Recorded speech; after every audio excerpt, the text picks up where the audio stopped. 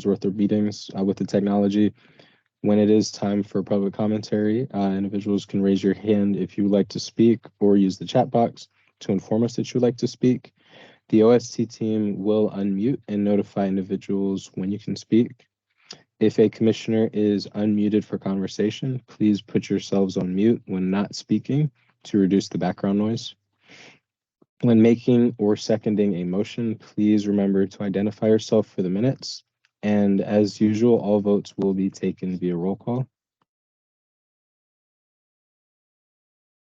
And it looks like we've had a few more commissioners join us in the past couple minutes, so thank you again for joining. Looks like we've got great numbers today, so looking forward to a productive conversation.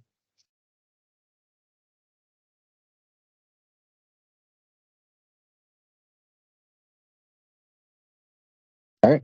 Once again, just a reminder, if anyone does wish to speak to the commission, you should do so by using the chat box and stating that you'd like to speak. Any member of the OST team will then be able to unmute you. Let's see. And do we have any public members that wish to speak today? I don't think we had any pre-register. Is that correct? Okay, sounds good. Great. So no public commentary today.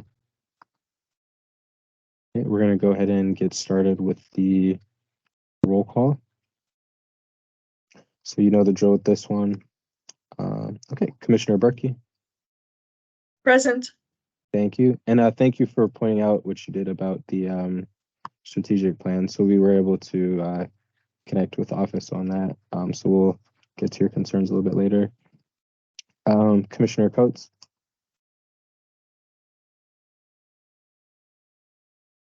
Let's see.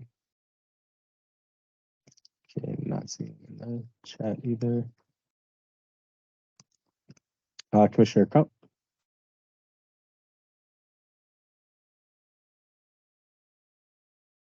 Let's see. Okay, not seeing Commissioner Crump today. Can everyone see the, sorry, can everyone see the slides? Is it just me? I'm seeing the participants. Okay, we need the slides. I thank you. Go ahead, Chair Peacock. Go ahead. Thank you. Commissioner Desir. Okay.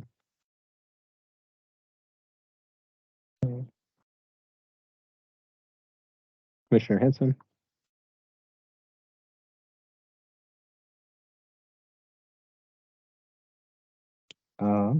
Commissioner Hill.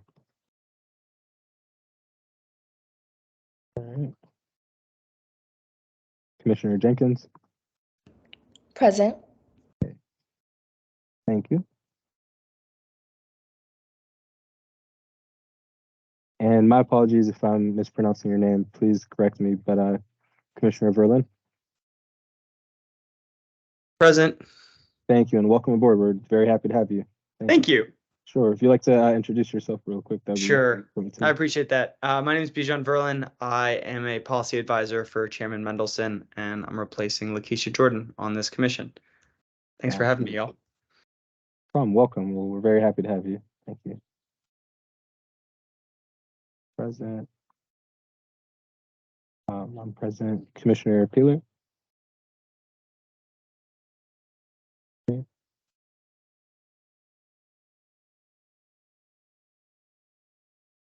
Commissioner Safran.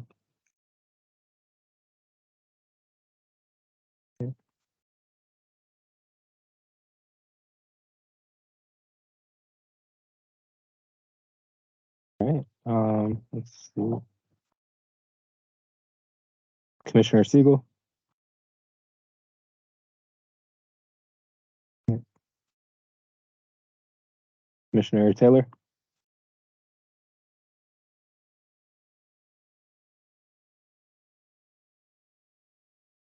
And Dr. Lowe is present. Okay. So it looks like 1, 2, 3, 4. Okay.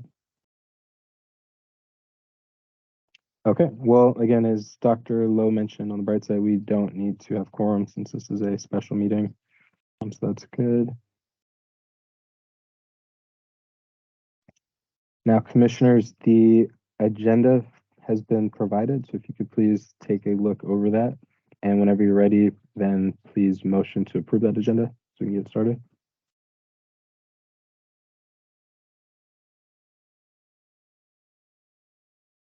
I'll make Commissioner Berkey here. I'll make a motion to approve the agenda.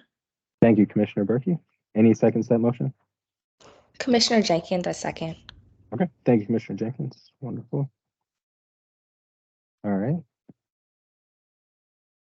This vote will be taken in roll call style. One moment.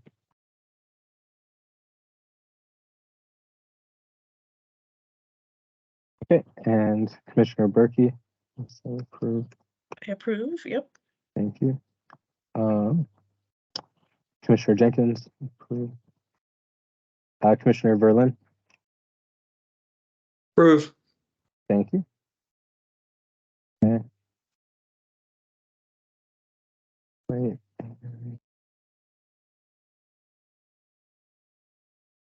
It looks like that's all of our voting members. Okay, great. So this motion approves. Now, commissioners, we also have the minutes prepared for you. Keep in mind the meeting minutes from the previous meeting had a error that Commissioner Berkey, I believe, pointed out. So a draft version of the minutes from both meetings has now been provided. Please take a moment to review, and if there are any changes or revisions that need to be made, please let us know. And if not, whenever you're ready, let's get a motion to approve those minutes so we can move forward.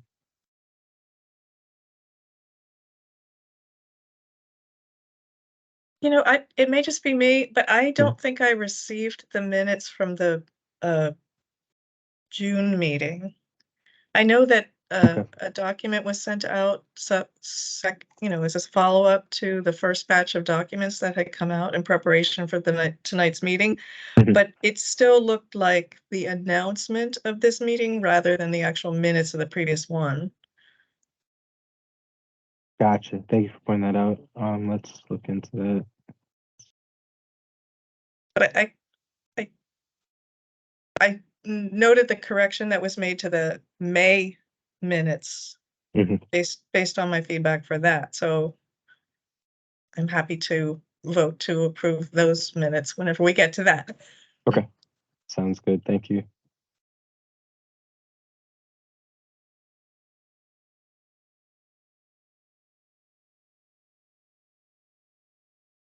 So perhaps we can focus on the May minutes, Chair Peacock, and then revisit the June minutes. Okay, sounds good. So, commissioners, if we're ready to get a motion to approve the May minutes, or if there's any discussion on it, please let us know.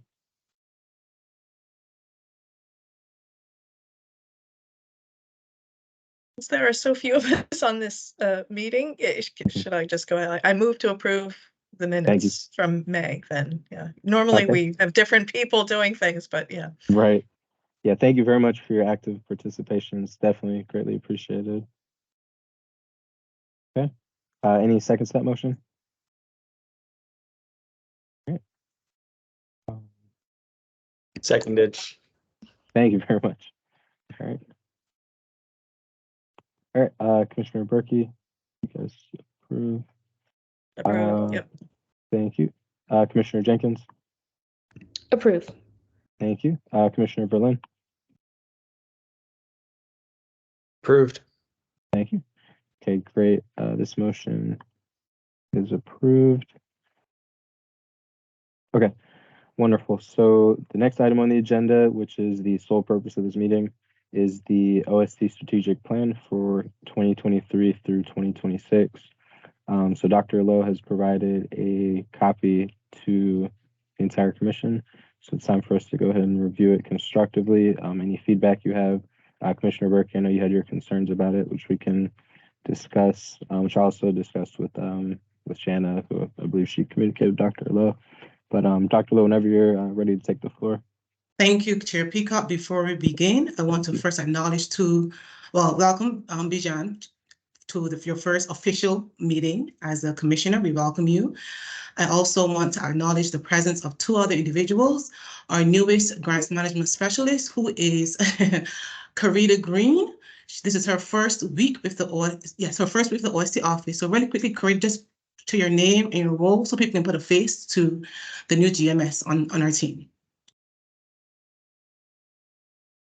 Yes, good night, everyone. My name is Karita Green, and I'm so pleased to be here. I come to Learn 24 from nonprofit. I've worked with Living Classrooms Foundation, and I also have grant management experience from both DC government and the U.S. Virgin Islands of government. I'm so pleased to be here as a new grant management specialist and eager to get started and learn so much more about this commission and the great work that you guys are doing. So thank you. Thank you so much, Karita, and welcome to the team.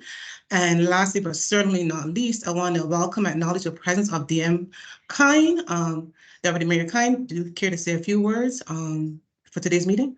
He's coming. Sorry, go ahead.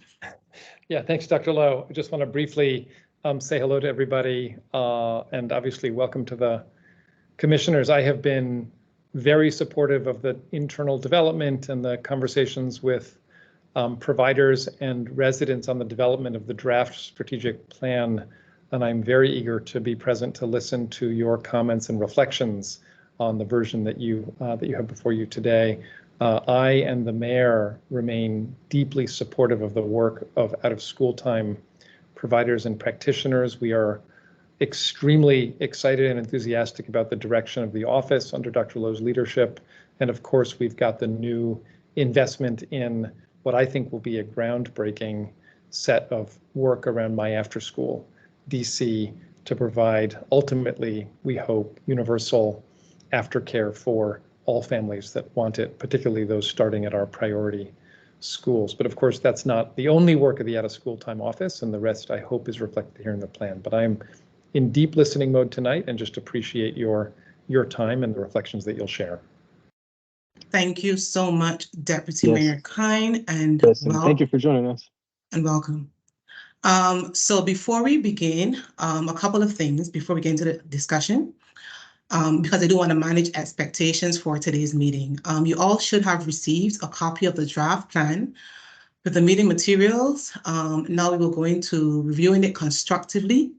Before we do that, I do want to level set for this conversation regarding the OST office and the OST commission, just so we are all on the same page. There's no confusion around roles or priorities or how we work together.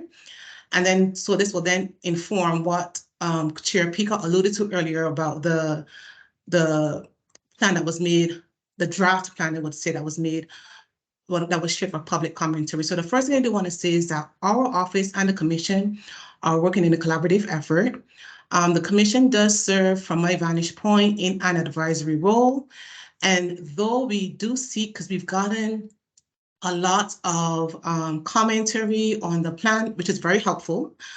So though we will seek to implement recommendations where it makes the most sense for the office, ultimately the final decision lies within the OST office, because these are the staff who will do the work with the final approval on DM Kine based on what is determined to be feasible and what is also in the best interest of youth in the OST space across the district.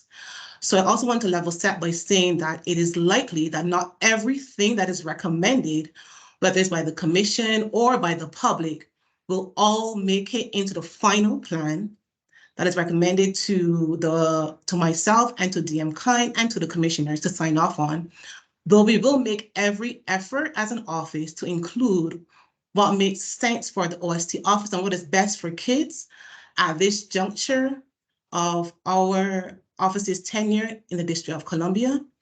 The last thing I want to say to level set this conversation is that the plan is in draft form. It is not final, and it will be in draft form up until it is ready for final approval, which is likely and targeted to be in the fall, meaning that it is still subject to updates and edits. It is a living document. And so I wanted to mention to you guys what Chair Peacock alluded to earlier. So a couple of I'm going to be completely transparent. A couple of recommendations, those submitted by June 16th, did not make it to my desk until after the last meeting for the commission, which was in June. The edits that were shared did not require an overhaul of the plan, and it was made available to the commission as soon as the input was included into the plan. What you have before you and what was shared on Monday is the most up-to-date version of the draft document for your feedback and review from now until the fall, whether as a commissioner or a member of the public. Again, this document is in draft form and will not be finalized until it is approved by the commission, the OST office, and ultimately DM Kind as final. So that's what I wanted to share to kind of set and manage expectations for today's call. So with that said, barring any initial thoughts and reactions, I do want to present the plan to you all initially. So there's going to be, let me share the format. The first portion is going to be, what are your initial thoughts, reflections, and reactions to the plan? Are there any areas that we would like to focus on for the purpose of today's meeting? And then I will also highlight specific areas, we're on slide 9, specific areas that it will be interesting to get your feedback on if after you all share your initial thoughts / reactions to the plan overall. So we're going to go with the big picture first, and then we're going to get a little bit more granular, and I'll put the 2 questions that I just asked in the chat in case anyone wants to have them as a point of reference.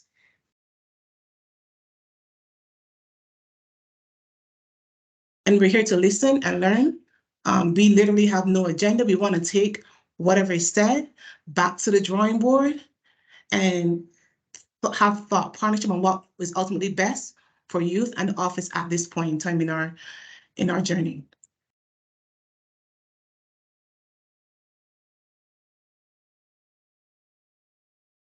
The floor is open.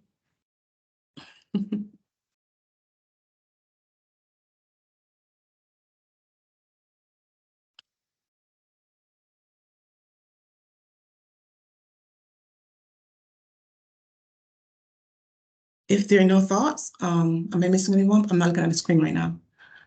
I see, yes, Commissioner Siegel, go ahead. I thought I saw, Alice, can you help me navigate who's raising their hands and who's not? Apologies for being late. Teams and I are not on the best of terms, so I'm sorry to be late, but here I am.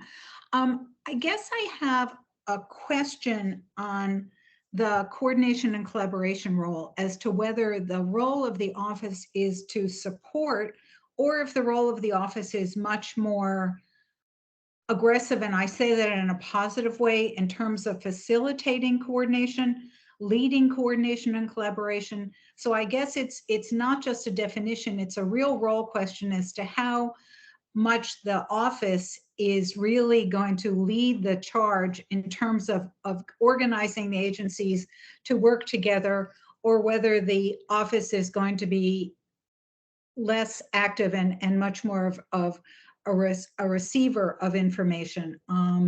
Because when we started, the office really was planning to play a very out there in the best of sense role in terms of making sure that agencies all came together, participated, and our goals in terms of coordination and collaboration were pretty high. And I'm wondering where you think we're going now. Is that question for me? I think so. Okay, no problem. I just want to clarify. So we have been working so coordination and collaboration is crucial for me because we have to be efficient, and I don't operate in silos. I don't think that's what's best for us as a collective. And so regarding coordination and collaboration, what I'll say is what we're currently doing, what we aspire to do as we move forward. Probably 6 to 7 months ago, we began meeting across agencies, and we meet monthly. We have representatives from other government agencies, inclusive of OST, DCPS, DPR, and other agencies who we meet on a monthly basis to make sure that we're not reinventing the wheel, that we are working cohesively, and that what we're doing makes sense in consideration of our other partner agencies in the District of Columbia as a government entity. So coordination and collaboration for us is not something that is indirect or a hands-off approach. It is very much so hands-on from the vantage point of what is DCPS currently doing, what does DCPS currently need, and the same for OST office, the same for DPR, whether it is grant competitions, whether it is events, whether it is gaps that need to be filled, etc. So to your question regarding coordination and collaboration, our office, for us, coordination and collaboration is essential. We initiated the cross-agency collaboration meetings about 6 to 7 months ago to make sure that we are organizing our work and working together across agencies.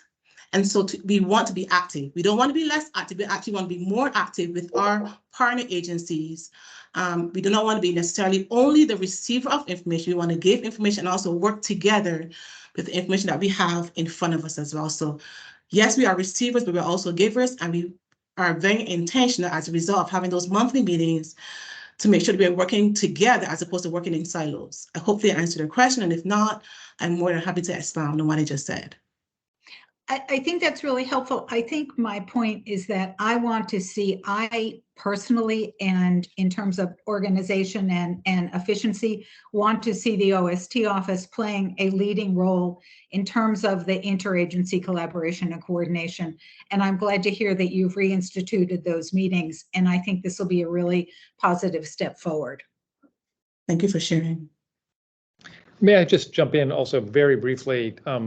Commissioner Siegel, I think it's such an important question. I think we'll have also another very important case, and I'll just, I think, be quite direct in the aggressive approach to coordination that's required for my after-school DC. We need the after-school programming from the schools, we need DPR, we need out-of-school time all in there together, but we've got to be doing it in a way where we're filling gaps and understanding deeply where we need to stand up work. All that has to be done by the OST. I mean, that's where it's currently housed, and the direction will be given by the OST. So I think it will be more of a quote unquote aggressive role, to use your language. Thank you for bringing that up. There's so much going on, and sometimes I forget what to mention. But yes, for my after school DC working groups, we have multiple stakeholders across the gamut. And we have a member of the OST office on each team on purpose, so we can keep each other as a team abreast of what's going on with each working group. And then ultimately, so we can come together as a group and report out on what's the status of the working group. And then as an office, make a decision, informed decision based on what we're hearing from parents, what we're hearing from DCPS, what we're hearing from the random teacher that wants to be informed, which we do have. So we are being intentionally we hope to lead. I mean, I think it may be a role that we kind of inherited by default, but we have no problem leading those efforts to make sure that we are working across agencies to do what's best in the best interest of our kids. So this is, again, a general opportunity for commentary, and then I can go into specific areas that we would love to hear you guys' feedback on, so we can kind of laser focus on certain points of the plan. I saw Commissioner Crump's hand up, followed by Commissioner Berlin. Yes, good evening. The question was the initial thoughts, reflections, and I guess when I'm looking at the strategic plan, when I'm looking at the last pages, which are the funding and capacity building, our subcommittees, I'm trying to understand how our suggestions or strategies for the strategic plan, how that plays into the actual strategies listed on the first couple of pages and the metrics for those strategies. And then also specifically with funding and capacity building, one of the concerns that I do have is like our recommendations feel kind of like an addendum as it relates to this current strategic plan, or the one that I have in my email. Like we can hardly even see what the recommendations are. They're like at point 4.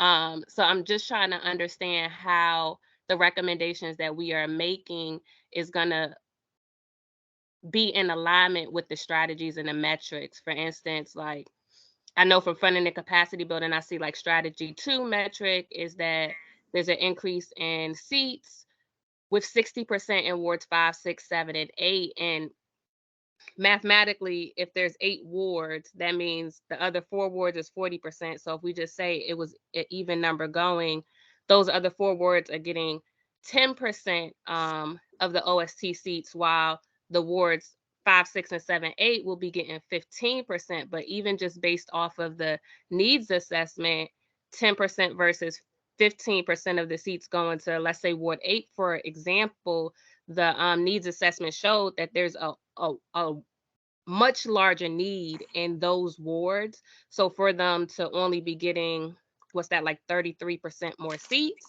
I'm trying to understand how these things are in alignment with the needs assessment, but then also in alignment with our strategies, how the metrics and the strategy priorities that are listed align with our recommendations that we have on the subcommittee pages of the strategic plan. Thank you, Commissioner Crump. And team, if you feel like you have a strong response based on your work, please feel free to chime in. This is not only Dr. Lowe in the quote unquote hot seat. So, but to your question, yes, so those couple of things, a lot to cover. Okay, so number 1, the wards that were prioritized were based on the needs assessment. Yes, absolutely. And all wards are important, but we also want to focus in on efforts on the ones that we have found that have the greatest needs, without neglecting the other wards to an extent. So that number that you saw was in response to what the needs assessment showed us. And we also want to be the OST office for all 8 wards at the same time. So it's a very difficult line to toe, so to speak, because yes, we do want to focus in on where the greatest needs are across the wards. And at the same time, not forget that there are kids in wards 1, 2, 3 who also need support regarding OST. The question, and as you guys speak, I am also taking notes for myself so we can go back to the drawing board as a team. So forgive me if I pause as I capture what you guys see. The question about it feeling like an addendum. So my goal was to get every committee's recommendations into one slide. And there were a lot from the funding and capacity building committee. I will tell you right now, some of them may not make it into the final plan. Because we can't do everything and be all for everyone at the same time. What we will do is go where the need is, or what is the most important at this juncture of the OST office based on what the Institute deems important, grants deems priority, data, comms, etc., and leadership for the OST office. The work of the committees are not an addendum.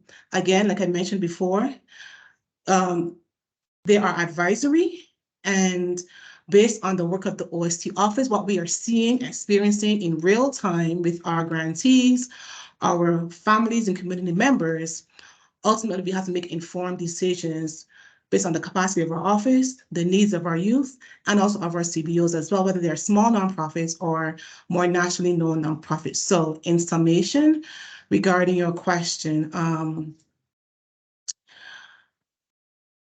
your point about how your suggestions are tied into the strategies is a good one, and we'll take note of that as a team. So perhaps that's one area we need to relook at as we kind of like, as the plan evolves. And then regarding the recommendations feeling like an addendum, specifically for the funding and capacity building, they are not. again, we try to capture as much as possible. And I can tell you up front that everything will not be captured in the final document, but we will make sure it comes to you first to review before it's finalized. And then the wards, yes, that were identified as priority were based on the needs assessment, but we also have to be mindful that though we do use an equity lens for our office, we still are the OST office for wards 1 through 8.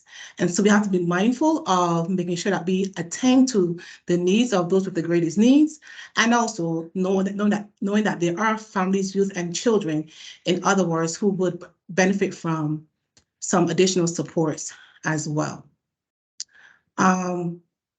Commissioner Verlin, Alex, can you please? I can't keep track of the hands. There are a couple that are up, if you don't mind. Yeah, so we can go to Commissioner Verlin first, and then after Commissioner Verlin, can we go to Commissioner Berkey as well? Hi, thanks. I think we'll explore some of this when we dig into particulars, but I want to draw attention to something I've heard from OST providers and advocates, and I think is present. I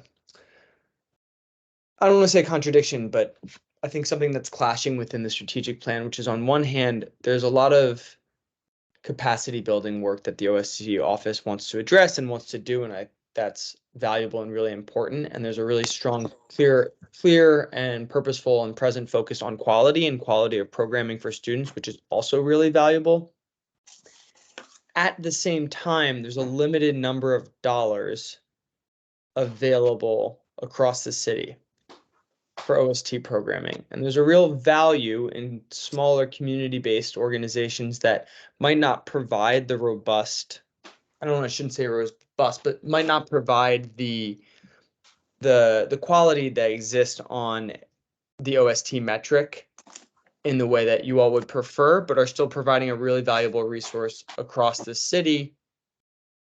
And at the end of the day, if there's limited dollars and those dollars are to go to the places that need the most or that score the best on the OST metrics, then they might miss out and we'd be sort of wiping those from the OST roster. And so I think something that I want to draw attention to that, because I think it's worth considering, like, what does it mean? What does it look like to sort of reserve or hold in place a certain amount of funding dollars? And I don't know if it has to be explicit or a commitment, but to hold a certain amount of preference for smaller neighborhood organizations so that we can both build them up and then encourage other smaller organizations to form and apply and join the OST process. Can I ask a clarifying question? Sure, please. So what I'm hearing, and please correct me if I'm wrong, you would like the OST office, well, there's an underlying assumption that those who are in the communities, maybe a bit smaller, who might necessarily have the infrastructure, etc., but yeah, who have a much more, a presumed more meaningful connection to the community should be prioritized in our funding, given that it's limited. Is that what I heard? I think something along those lines, yes. Or sort of another way to put it is like within the strategic plan, it would be great to acknowledge that smaller neighborhood-based communities, while they might not provide the quality that you all explicitly outline on a metric, provide other versions of like really high value services that are hard to replicate. Like you said, a sense of community or a sense of interconnectedness. Thank you. Go ahead, Alex. Let us know who's next, Alex. Now we're going to Commissioner Berkey. And then next is Commissioner Jenkins. Hi, thank you. I wanted to go back to a previous question about the percentages of increase in the different wards. Acknowledging that the needs assessment identified the areas of greatest need, and you also indicated that other areas of the city need some additional resources as well. I mean, in the end, we know that there are many, many young people in the city who are not served by out of school time yet, and we're working toward the concept of after school opportunities for all of them. And so the 60%, I just wondered, how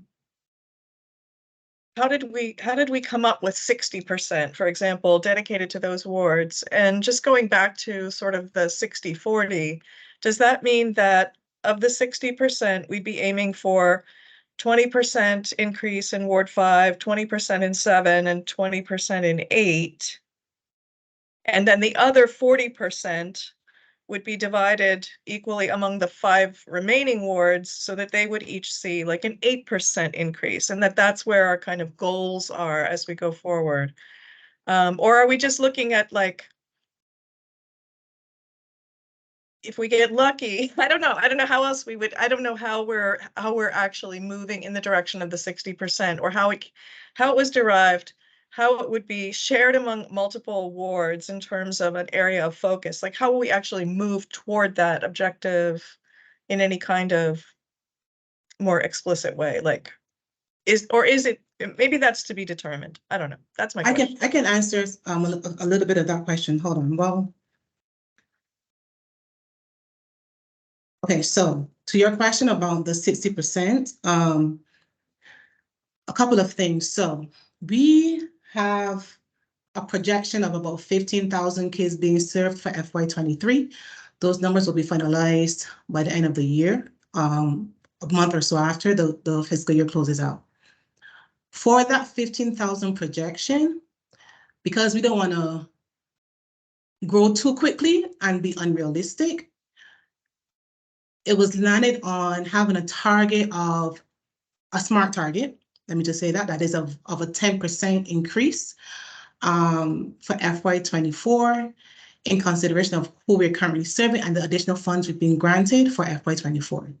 Now, regarding the 60% number, the thinking was this, and it says here from wards 5 to 8, which is 4 wards. We wanted to lean the scales a little bit more towards these specific wards because those are the ones with the greatest need. So as opposed to saying, okay, there are 4 wards, let's do 50% for these wards, and then for the other 4 wards, 50% for those wards, then everyone is getting, quote unquote, the same ratio, so to speak. So, and this is the point of discussion. If you want the 60%, so the 60% was thinking that as opposed to being 50 for 4 wards, 50% for another 4 wards, for the wards that have the greatest needs, which are be found to be wards 5 through 8, give them an additional percentage, which was landing on a 60%. If we want, we could change it to 55 or 51, but from my vantage point, 60% seemed reasonable. And again, it's a point of discussion. That's why it's in draft form. So again, the logic behind the 60% was that the 4 wards identified, which are wards 5 through 8, are 4 of the 8 wards. And as opposed to saying 50% for these specific wards, we want to up the ante a little bit to give them a little bit more concentration in how we focus our efforts, our dollars, and our number of students to be served, given their needs. So then the question then is, what I'm hearing, and again, it's up for discussion, is the 60%, that's what the OST office. Yeah, so for example, you said that right now we have about 15,000 young people being projected to be served in programming in fiscal year 23, with a 10%, with the capacity based on funding to serve an additional 10%. So that's another 1,500 young people, right? Yeah. So then the goal is 16,500 in next year. Mm-hmm.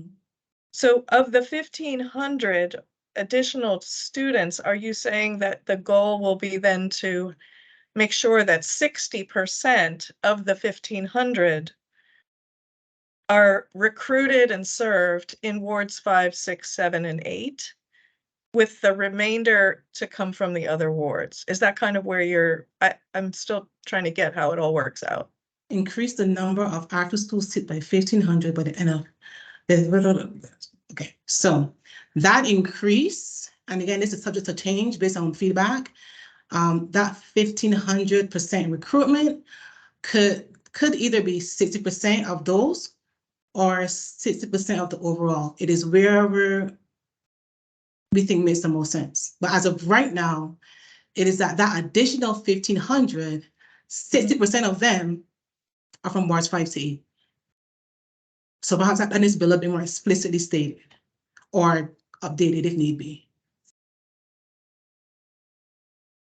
Yeah, I think this is very helpful. Now I understand that we're aiming for, of the 1,500 children, young people too, that we hope we will be able to add to engage in services in fiscal year 24.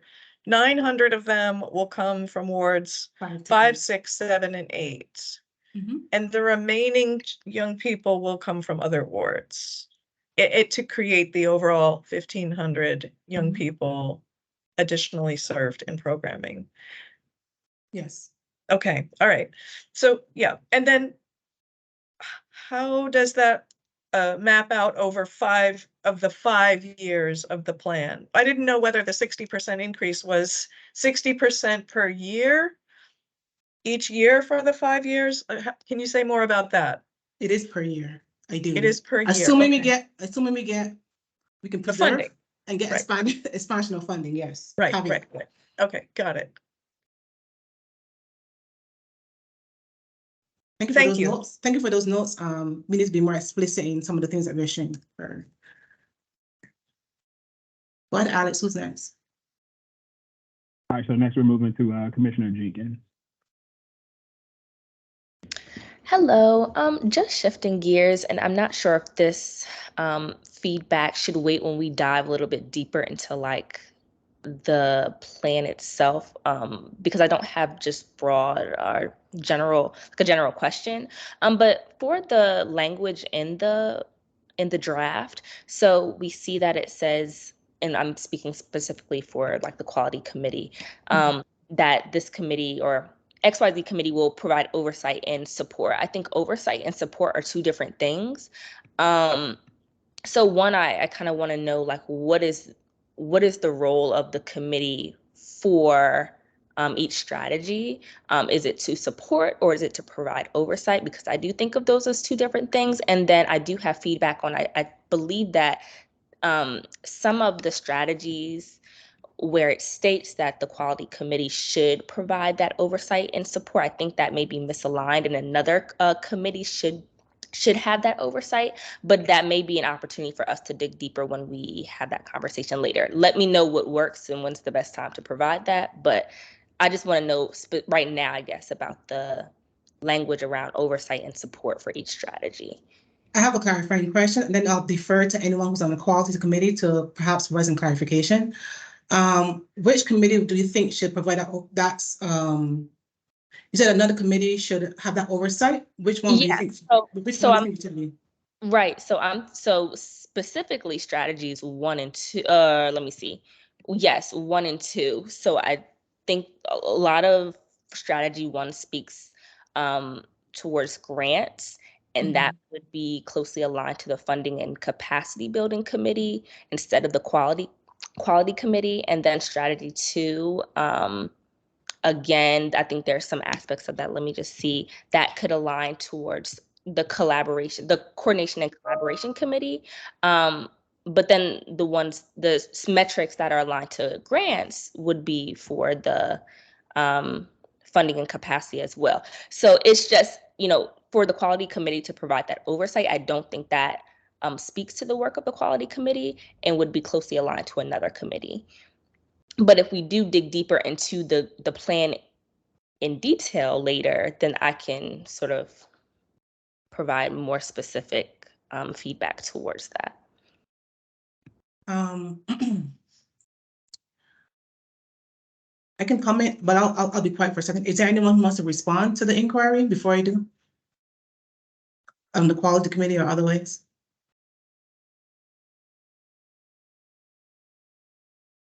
I do have a response, but I just feel like because we're looking at a screen that just says the one page, I think it would be better to respond when we get to the specific things that we're talking about. but that's just my input. Sure, and I think that if we do go into detail and we look at the plan in detail later by looking at each screen, that would be beneficial. But I didn't want to miss that opportunity to, if we're gonna get there, I just want to know when we're gonna get there. Okay. We are going to get the specific areas of the plan, but I do want to honor the hands that I'm seeing. Who else do we have? And to your question, Commissioner Jenkins, the committees and commission help keep us accountable, and they are in a supportive capacity for the office. So yes, there are two different things, but I think that they don't necessarily have to be mutually exclusive. They can exist at the same time, because I can support you and your work, but I can also provide oversight for your work to help hold you accountable. But as you can see from the slides, we have a little bit more detail to go into, but I do want to honor the other two before we move on to the specific sections. Who do we have next, Alex? Commissioner Crump. Commissioner Crump is next.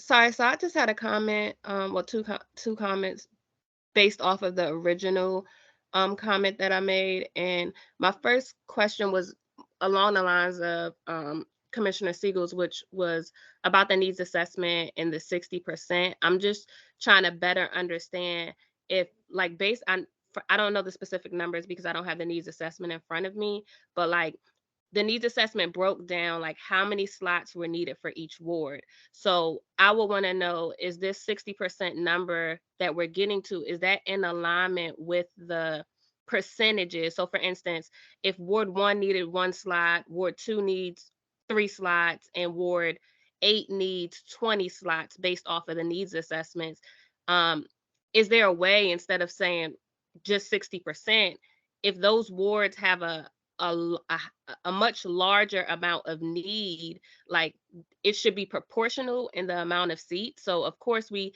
can't fill every seat, but if we have 1,500 seats to fill and the ratio is 10, 10, 10, 20, 5, 10, 10, then could the amount of seats that we're opening up each year to the wards also be proportional to that needs assessment recommendation? So I guess my question was, where we get this 60% number, the way I was looking at it was, if it's 4 wards, that's 15% for each ward. Is that the way we're looking at it? Or are we using the information from the needs assessment and making it proportional to the need? Was my first question. And then my second question was a comment that was made by another commissioner. So as we were talking about the small nonprofits or nonprofits in general who don't have the capacity for quality, I think that that's why, like, some of our work with what I was talking about with the strategies, how I didn't exactly understand it, was an example is like on our recommendations, we specifically have on there, like, in partnership with quality committee to create systems and strategies that promote community-based focused results to produce quality outcomes as opposed to only quantitative data-driven outcomes. So like I know you said some of the recommendations aren't going to make it, but like things that are in alignment within the different committees, how is that going to translate over to these strategies? I guess was my initial question, because a lot of the stuff that we're talking about are recommendations within the committees, the individual committee strategies, but how does that in line integrate with the overall strategies, and how are we making choices about which recommendations are going to stay and how we're going to implement them over the next 3 years? It's kind of like where I'm trying to figure out what we're doing in that regard. So 2 things to your questions. One, the 60% is not going to be 15, 15, 15, 15. It will be disseminated, so to speak, proportionally based on what the needs assessment shows us as which areas or wards have the greatest needs. So, and even for the 40%, for those other 4 wards, it will not be 10%, 10%, 10% either.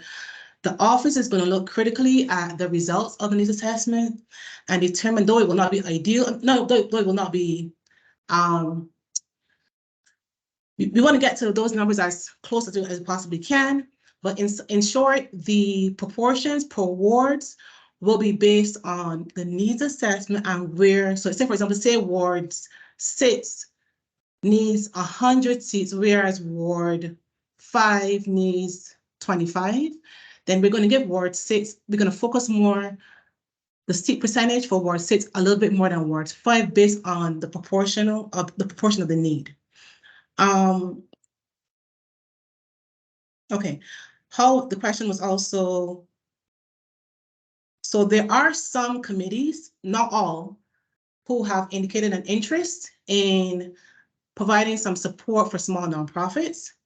It is not a running theme throughout every single committee, but it's a running theme for some committees. And so how will the focus be determined, or how will the allocation for the money be determined for the office?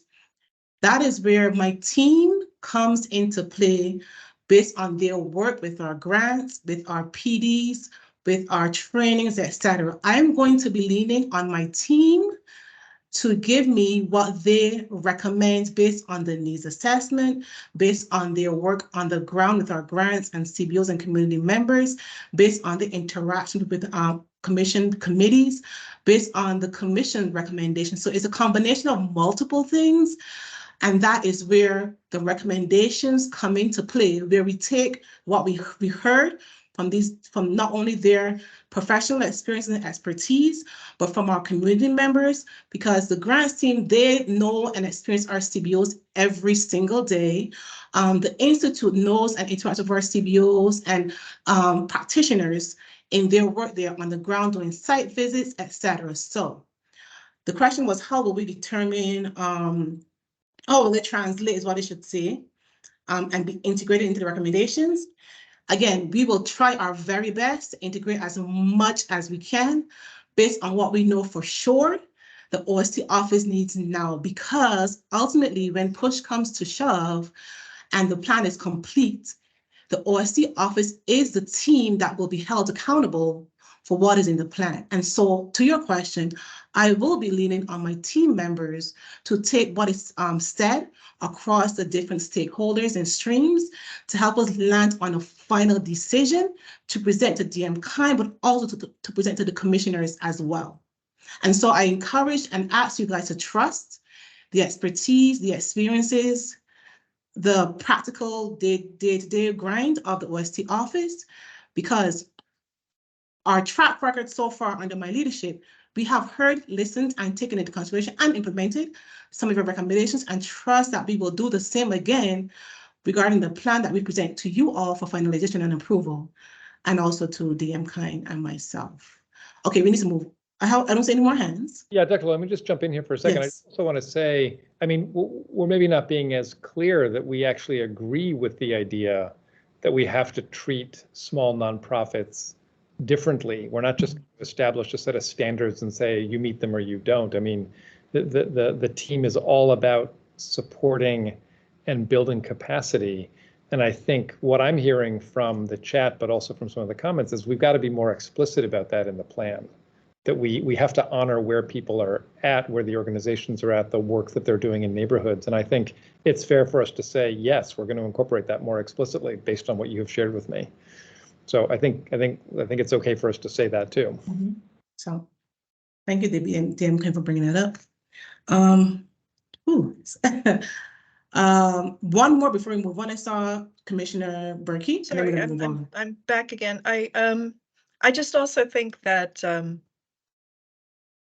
you know, it's only been a few weeks since the context around the grant making kind of changed a little bit with the release of an RFA that seemed very directed toward organizations using some, you know, evidence-based models for their programming and stuff. And I think that may have had a ripple effect in the community, making people feel that organizations that don't use like a, I don't know, like a set curriculum of some sort to engage young people, but who are all about the relationships and so on, you know, that move young people toward positive youth development outcomes, we're not necessarily eligible anymore for funding. And so I think we've got a slightly different context. And so I do think in response to Deputy Mayor Kind's comment, reflecting that that desire to engage small nonprofits and community-based organizations that are working with young people in a way that is quality driven, but may not be evidence-based models. They're like two different things, right? So I think the evidence comes from other things, and I think that if Learn 24 continues to use the Weichert assessment method, then that way is perfect for quality improvement work for any type of organization, because it is all about the way in which we engage with young people in a safe and well-structured way. You know, it implies that there has to be structure, but it doesn't imply that the methodology has to come from a set of evidence-based practices, like a curriculum package that you use. You know what I mean? So I think if we kind of keep on the path that we've been on, we'll be in a good place. We just have to be attentive to that in the way that RFAs are written and that sort of thing, so that it makes everyone feel open to competing for the funding. I agree. I agree. And I also was. Oh, go ahead. Yeah. Go ahead. No, go ahead, please. No. What I was saying is that we are in agreement. OST youth development, positive youth development, is rooted and grounded in relationships. That's not an argument, it's fact.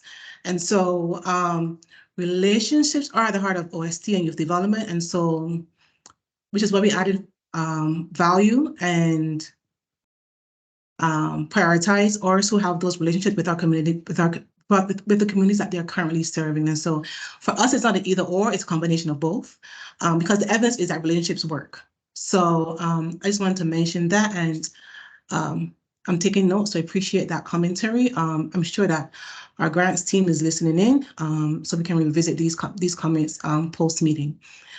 Do we have the green light?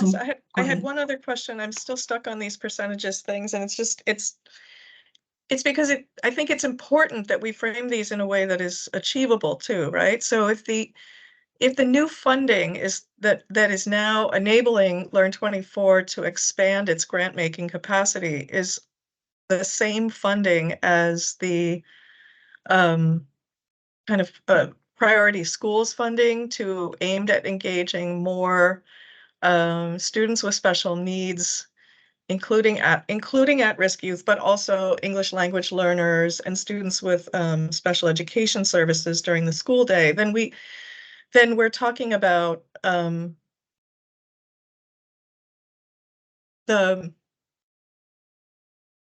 I guess it seems like there might be other factors that would drive where the funding goes, because you have to not only look at the ward that the school is in and just saying we're increasing seats in this ward, but you have to look at those types of characteristics in the population of each ward. So there may be a lot of refinement as you go forward in how that new funding gets allocated, if that is the same funding that is aimed at increasing seats over time. If there is other funding, then that's a whole other matter, but yeah. So we're gonna just speak to Commissioner Siegel's Berkey's question, really quickly, and then we're gonna move on to, because we have about 20 plus minutes left. Shannon, can you speak a little bit? I'm putting you on the spot. Can you speak a little bit to Dr. I don't want to interrupt, but I feel like the percentage question is so important, and it's come up several times. I think we just have to agree that we're going to go back and look at it again and come up with a much clearer rationale for why we're coming up with a number that we've come up with. Because I hear you saying, and I agree with you, we've got to make sure we're prioritizing where the needs are. I hear commissioners saying it's probably better to be maybe even a little bit more specific about how we're prioritizing and what we're prioritizing as we think about these goals. And I think that's a very fair piece of feedback, and we should just go do that. We can't solve that tonight because we've got to go look at some numbers, but I think let's just be open to revisiting that. Does that sound fair, Dr. Lowe? That works. Thank you for noting that for us. And you don't have to respond if you don't have an answer right now, but to the question of like figuring out which ward, which schools, which focus area, perhaps sharing a little bit of where your working group is right now. I'm sorry, can you, I'm not sure I understand the question. Okay, Is so this in just regards really to quickly, MADC? yes, MADC, where you, and again, it's not all figured out. Let me put a pin in the caveat. It's not all figured out as yet, but where are we right now as it relates to identifying the school and our communities to focus in on? So when we took a look at students with special needs, we really zeroed in on, as a working group, students with disabilities and English language learners, because those are two subgroups that would need additional supports or accommodations outside of a traditional out of school time program, where those who are economically disadvantaged, homeless, foster, et cetera, can push in relatively easily into any traditional program. So we're really looking at focusing on students with disabilities and or English learners. And so we have been looking at data provided by OSSI and DCPS as it relates to the number of youth in each of those subgroups. And we're only looking at Title I elementary schools. We're also comparing it to their percentage of at-risk youth and the wards that the schools exist within. Although we know that where they exist within doesn't necessarily reflect the students where the students reside. So we are this next week looking at that data. We've kind of compiled and collapsed it all because it came from many sources, and from that identifying our draft level of priority schools, because it will also, the number of schools will be dependent upon the scope of the competitions and the cost per pupil, for example. So that's really where we are as a working group. Thank you for sharing, Shanna. In the interest of time, I see your comment. Thank you for sharing, Jackie. I'm going to move this conversation forward. If you have any other additional commentary, please put it in the chat or raise your hand once we get to the next slide. Can you please go to the next slide, Alex? Let's see. Slide 10 is about sections of note, where we lean into specific sections. And again, a caveat, the work around American School DC is evolving. It's not finalized as yet. So what Shanna shared could potentially evolve into something that is exactly what she said or a little bit different. So I just want to put a caveat out there for you all. So give us the next slide, Alex. Sections of note is what I wanted to kind of lean in with the commissioners on specifically. So the first deck is the priorities. The bigger question for this conversation is, given where we are as a district, given what you know of the OST office and our work, we have 6 strategies identified, inclusive of the umbrella is, we want to get after school for everyone, but the initiative is called After School DC. We also have expanding summer OST programming, improving access for students with special needs. I just want to call them out verbally so you guys can hear them. Improving the OST systems and processes, which is necessary. If you guys could see the behind the scenes, it was a necessary update for the OST office. Strengthen the office as it improves its systems and processes, and then implementing continued commitment to quality. So the questions to the commission, and if this is yes, we can just move on to the next slide. Given where we are as an office and as a district regarding our youth, are these priorities relevant to what is going on in the OST space right now? And if so, and if not, what would be your recommendation? You want to be solution-oriented or recommendations-oriented? So, Dr. Lowe, sorry. Help me out there, Alex. Who do we have? We have Mr. Brian, and then we have Commissioner Crump. Brian, Kendall? Yeah. Go ahead. Hello, yes, thank you, Commissioner Dr. Lowe. Thank you, everyone, for this call. I just want to echo some of the concerns with the ability to capacity build for small nonprofits, especially those East River who serve vulnerable populations. I just endorse the comments of Commissioner Crump, and I want to stand in solidarity with the effort, and I congratulate and thank you, Dr. Lowe, for your transparency, honesty, and openness to have discussion. Firstly, I want to acknowledge the fact that there was no capacity build offering in 23, and hope that that can be remedied in this part of the strategic plan from the Funding Capacity Committee to incorporate and support community-based nonprofits who, of course, we know do a lot of the heavy lifting and bring light to very dark places. Can we get a commitment to a capacity build? And I think the comments we've seen tonight are very much the case, and is seen across the board, this need that is apparent to support. You know, a lot of changes have gone on very recently.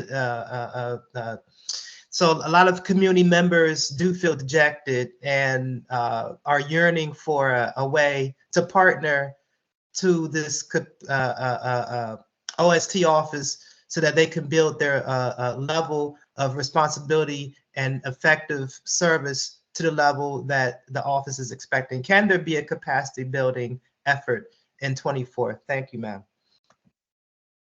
That is definitely a possibility. And like Deputy Mayor Kine said, we've heard it from multiple sources today. And so we definitely need to take heed as we look towards the competitions for FY24. So Kendall, we've heard you guys. And Shannon and I and other team members will reconvene to see where we can prioritize that, because as we're hearing, it seems to be a running theme regarding the needs of our CBOs. Who do we have next, Alex? Next we have Commissioner Crump. Mr. Bryan, I'm just going to lower your hand as well. Okay, so it's 7 o'clock, and I thought that the purpose of this meeting was for us the issues or reflections that we needed to go over in detail for the strategic plan, for us to be comfortable with approving it, was what we were going to discuss. And it's now 7:10, and we're just now getting on the first page. And I think a lot of us asking, do we have recommendations? Like, my thought process behind this and what we've done in the past is actually go through the strategic plan items and then take comments and feedback as we go through it. And we haven't even had time to do that yet, really. We were just talking. So I don't know if we need to schedule another meeting, but I know if we went to the next commission meeting without going through the strategic plans and addressing specific concerns like together as a group, like I wouldn't be comfortable approving this in this state.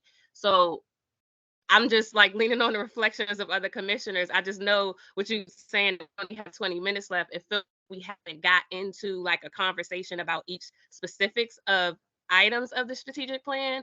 So I just want to know how we can maximize our time here to at least get through like maybe the first 2 or 3 pages or whatever we need to do. But I think that when we say recommendations, a lot of the recommendations we have on our pages, and my question is still, how do we integrate that into this? So I just wanted to make the comment that I feel like when we get off this call, I'm still going to be concerned about the state of the strategic plan, because we haven't got into the nuts and bolts and of it together of each line item, as compared to just having a conversation and not actually looking at the strategic plan while we're doing that. I'm going to push back a little bit on that, because the commentary that we have received so far is extremely valuable and speaks to specific areas of the plan. It is humanly impossible to go through the plan line item by line item, because the plan in and of itself is extensive, which is why we have the coming months to go through it, and which is why we encourage you guys to, if there's any specific areas you want to focus on, generally speaking, to bring it up. The commentary that we've gotten so far I can speak for myself, has been insightful and will inform the updates to the plan. So the past hour and change, to me, was necessary for the plan, and if needed, we can meet again as a commission, and again, if need be, to make you guys comfortable. But what was shared earlier has, to me, added value to what the plan will evolve to be. And I did want to make sure we made space for people to share their thoughts and views, because it will inform what is included to update the plan as it is. So I do not want to undermine what was shared so far, because to me, it was and is of value to my team. And again, it will help inform the updates to the plan based on what is deemed priority and necessary at this juncture of the OST office. Yeah, Dr. Lowe, can I chime in real quick? I don't know who's just shared. This is Chairman Peacock. Go ahead. Sorry, go ahead. No problem. Hey, so I agree with both ends on that. Dr. Lowe, I think that this was very valuable to go through it like this to get on the same page. I think where Commissioner Crump is coming from is when we had initially written the strategic plan and gone over and approved it, because we were creating it from the ground up, we did kind of wordsmith it line by line as a unit. And so I think what she's more so referring to would be, and I know you did propose an additional meeting to continue the discussion. So I think this is really valuable going through how we are.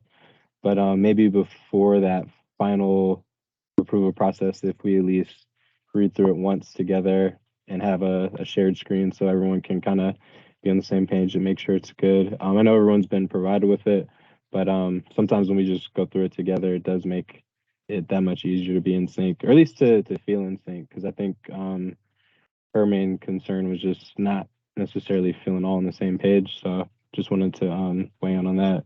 But I do think that the full discussion we've had today was pretty valuable. And if, again, I'm open to feedback and constructive recommendations. If you guys want the next meeting structure to literally go through the plan slide by slide, it will be a very long meeting because there are about 30 slides. We can most certainly do that, but I tend to lean more towards efficiency as opposed to going into the granulars of a plan, because I do trust my team. But if need be, we can do the line by line item if that is what you guys feel most inclined to, though I don't necessarily agree with it being the most efficient. And I'll just leave it as that for now. We have 14 more minutes, but these strategies that were shared, are what have been deemed priority given where we are as an office right now. And this lends to the question, are these, again, the right strategies? Is anything missing? And if so, what? And if not, we can move on to the next slide to lean a little bit more into the plan. Yes, Commissioner Siegel? I guess the one thing that I think is missing is that there's an expansion proposed of summer programming, and there's implementing the pilot vision. And I would love there to be some language in there to talk about how we're really trying to create a seamless system, that this is a way that more students will have opportunities to participate in year-round programming and to really continue making the gains that OST programs can provide for them. So I'm not quite sure where it would go. And I'd just like to add something about, as I said, making it more of a seamless system and integrating summer programming with school-based programming or school time programming. That is an excellent point, and I appreciate you for bringing that up. Thank you. It makes sense. So thank you for bringing that up, and that will definitely be an update provided. Is there another hand? It's another hand, but they're like, I see the number 33. I don't know who it is. It's probably me. My hand is still up. So the only comment I have from this slide, I sent you my feedback on these strategies, but I think for me, strategy number 5, and for the funding and capacity building committee, strategy number 5, at least how it previously was written, was focused on building the capacity of the OST office, but we do not have any specific strategy in here focused on building the capacity of organizations. And that's something that, as we had the last strategic plan, we was building up to adding capacity building to our organizations. And I want to make sure that that's not lost in us strengthening or building the capacity of OST, that we're also building the capacity of organizations that we work with. Thank you. We have about 5 more minutes before we begin to wrap up. Any other, I don't see any more hands, so I'm going to assume we can move on. Last call for today of commentary about strategies that may be missing or are not complete. So I heard about the capacity building and I heard about year-round being a more seamless OST process, which I think are valid points and will be incorporated based on what we've heard today. Next slide, Alex. Okay. This is probably be our last slide for today, given that we are almost at time. We can continue this conversation. I'm trying to, this might open up a can of worms. I don't know if I want to open this can of worms today. Because there's a lot to discuss regarding the metrics for each strategy. So here's what we're going to do. If it's okay with you all, if it's anyone who's like strongly objected to this, let's close out today's conversation. What I can commit to you guys is that I've taken notes for myself personally based on what I've heard today regarding the plans updates, and they will be incorporated as best as we possibly can for the plan. I heard the recommendation of meeting again to go through the plan slide by slide, and I've seen some people in support of that in the commentary.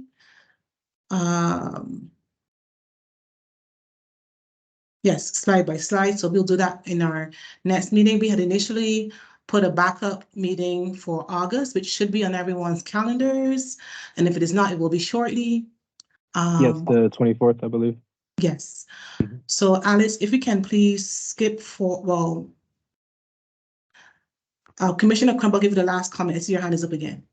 Before we close out, heading towards the Yes, I'm sorry. The only other ask that I have is that if we can go to slide number 22, the funding and capacity building slide, I would just like to point out and ask that just for the sake of the next meeting, if our recommendations can be made larger, so when we go through them, the commissioners can actually see what those recommendations are.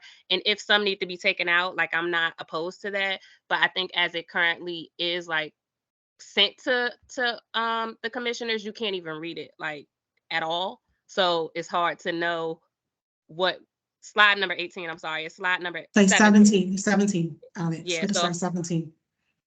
I don't know if you can see it, but on Yeah, slide number expand it. 17, like you can't see it, you can't read anything on it. So if you could share it with We can. So we'll have that done for you guys before the next meeting. So that noted and will be taken care of prior to that. Thank you for bringing that up for us. you. Okay, so we're gonna hand it back over. Go ahead, Commissioner Berkey. Sorry, unmuting. Just wondering if before we close this meeting, could you describe a little bit of the process or the methodology that you're going to use in community engagement sessions around this plan?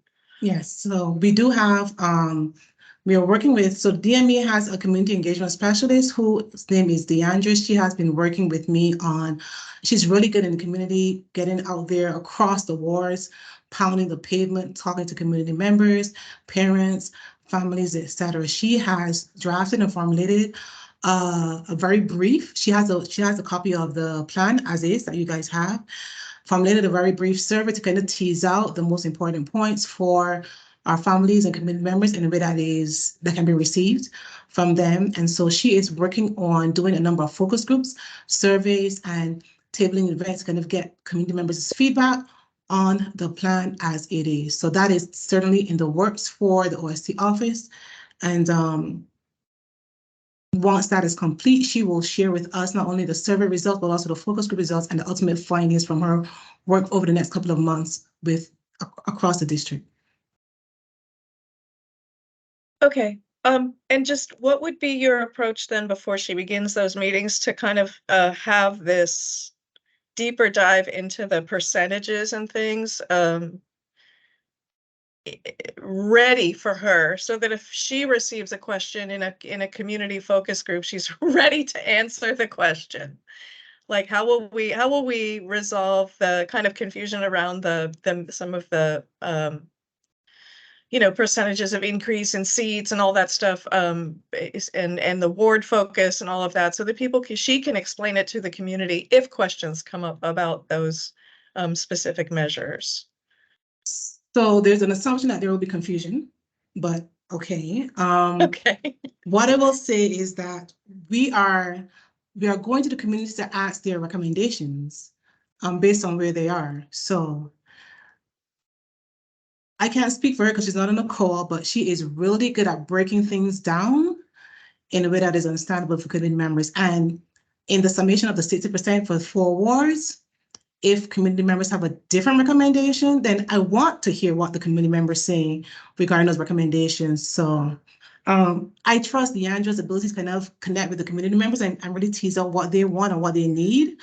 But again, that number is up for discussion. Like you said, it needs to be, we need to be a little bit more explicit and go back to the drawing board as DM kind of shared to provide a rationale around who we're focusing on, to what extent and why.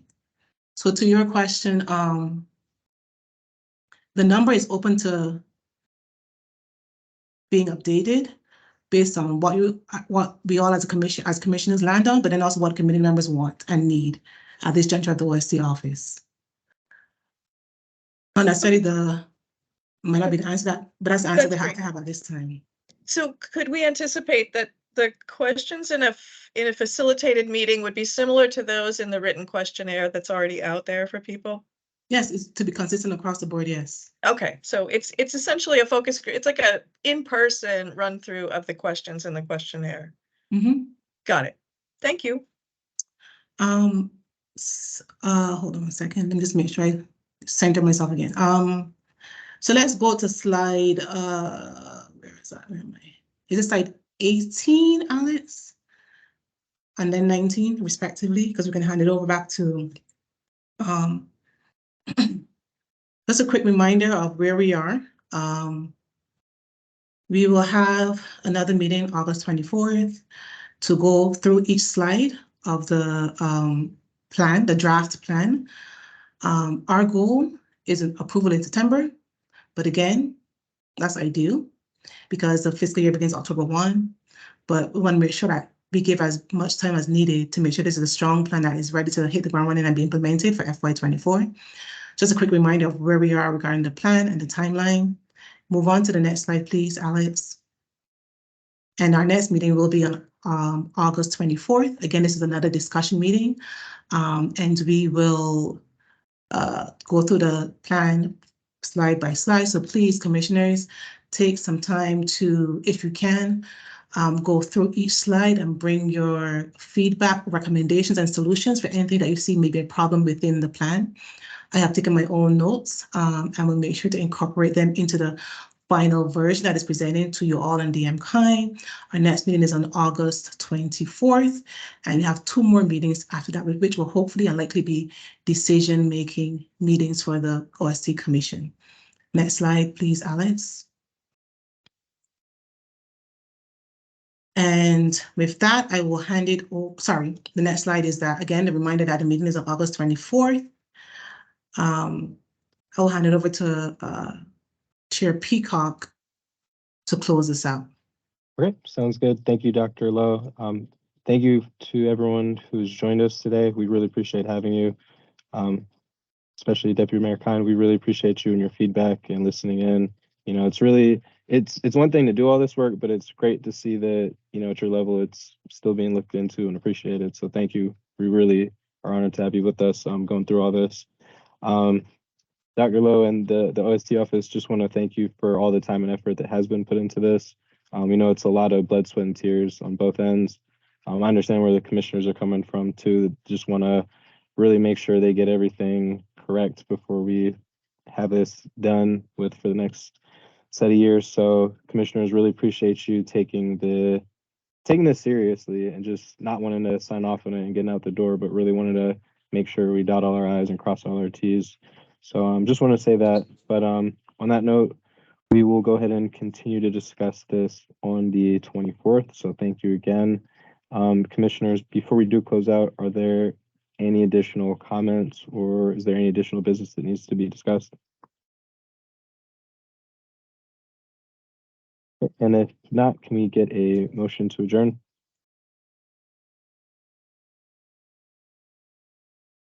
So moved. This is Commissioner Siegel. Thank you, Commissioner Siegel. Any seconds to that motion? I second that, Commissioner Crump. Thank you, Commissioner Crump. Okay, great. So this one more time in a roll call vote. Commissioner Berkey, Approve. thank you. Commissioner Crump, Approve. thank you. Commissioner Jenkins,